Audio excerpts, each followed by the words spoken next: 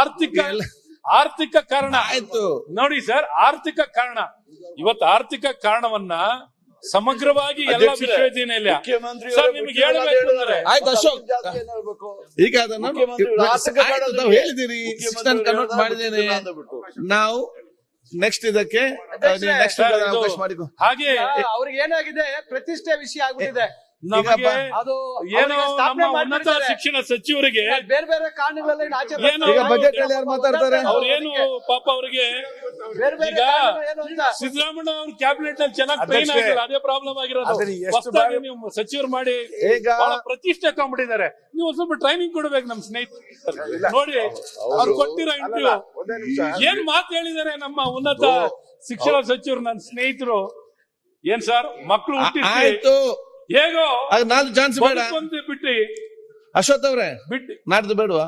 ಬದುಕುವಂತೆ ಬಿಡಿ ಎಂಬುದಂತೆ ಸರ್.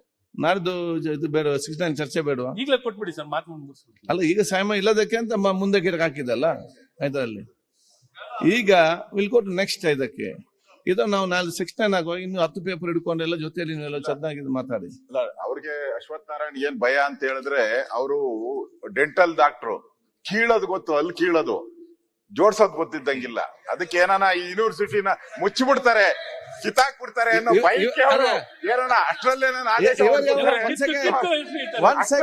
ಹೊರಡಿಸ್ಬಿಡ್ತಾರೆ ಅಂತ. ಸುಧಾಕರ್ ಒಂದ್ ನಿಮಿಷ ಸುಧಾಕರ್ ಮಿನಿಸ್ಟರ್ ಅವರೇ, ಸಿಎಂ ಅವ್ರು ಮಾತಾಡ.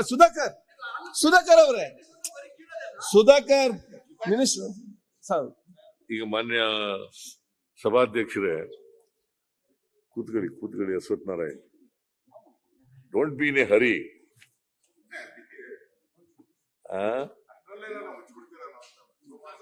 ನೋಡಪ್ಪ, ಎಫೆಕ್ಟಿವ್ ಆಗಿ ನೀನ್ ಎಫೆಕ್ಟಿವ್ ಮಾತಾಡ್ಬೇಕು ಅಂತ ನಾವು ಕಾಯ್ಕ ಕೂತಿರೋದು. ಹಂಗ ಆಗ್ಬೇಕು ಅಂತ ಪ್ರಯತ್ನ ಮಾಡ್ತಾ ಇದ್ದೀವಿ. ಆಗ್ಬಿಟ್ಟಿದ್ದೀರ ನೀವು. ಓಕೆ. ಈಗ ಮಾನ್ಯ ಸಭಾಧ್ಯಕ್ಷರೇ,